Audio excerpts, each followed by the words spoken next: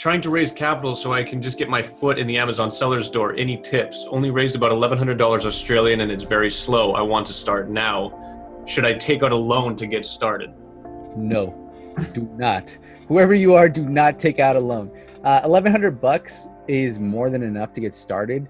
For the most part, the education behind it is what that person's lacking, because I know there's that market of gurus on Amazon kind of exploded last year, and there was tons of people that wanted to jump in the market and were being told a million different things. And at the end of the day, analysis by paralysis happens to a lot of people.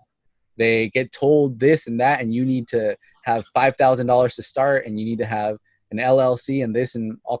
No, like if you really want to learn, just start, because once you get your Amazon account open, you've already jumped ahead of the line of 100 other people.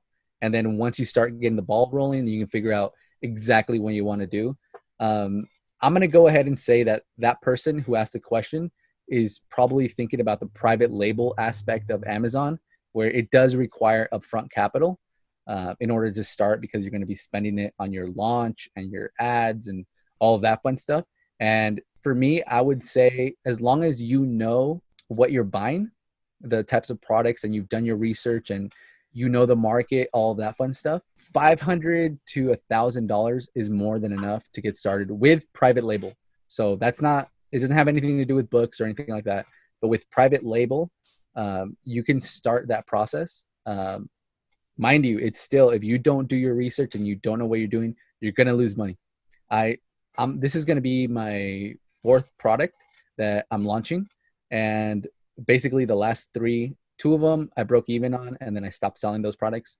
And then the third one was just, I completely lost my money on that, which wasn't a lot. I maybe spent $300, which at the time was a lot of money for me, but it was still well worth it, because I got to learn the process, learn how to find out the markets, find niches. And then once I got the product, I was able to get a sample made in China from a manufacturer, get that delivered, and actually have my product in my hands. So it's definitely worth it for the learning experience, but do your research, but don't get caught up in listening to every single person out there. Just, you got to have a little bit of trust in yourself, that if you got to the point where you're contemplating starting a business and spending over $1,000 to launch your business, have some confidence that you'll figure it out. Mm-hmm. At that point, you're going to figure it out. For me right now, I'm working on a product that is just, it's ridiculous. Like the market's huge. The product's going to be huge. I have 2 partners involved in this one product. It's going to be retail and e-commerce based. So it's huge. It's a huge product, and it's taken tons of time.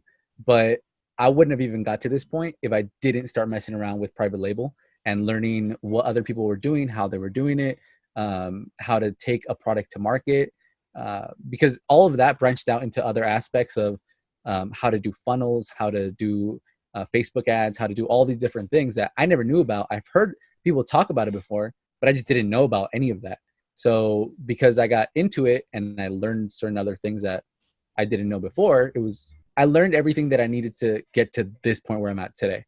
So I would say if you can fail as quickly as possible, that's going to be the best thing for you anyways. A lot of people that are listening to all the gurus and things like that, eventually because they listen to so many people, they start getting this view of e-commerce as, oh, it doesn't work because X, Y, Z or whatever.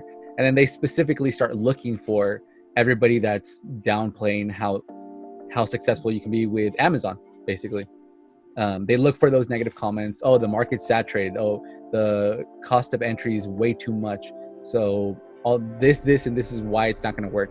But in reality, if you're actually taking the approach of, well, let me start with what I have, figure it out along the way, and then just scale from that point on, you're going to get to a point where you're going to find out real quick that, hey, the market's actually huge and it's untapped.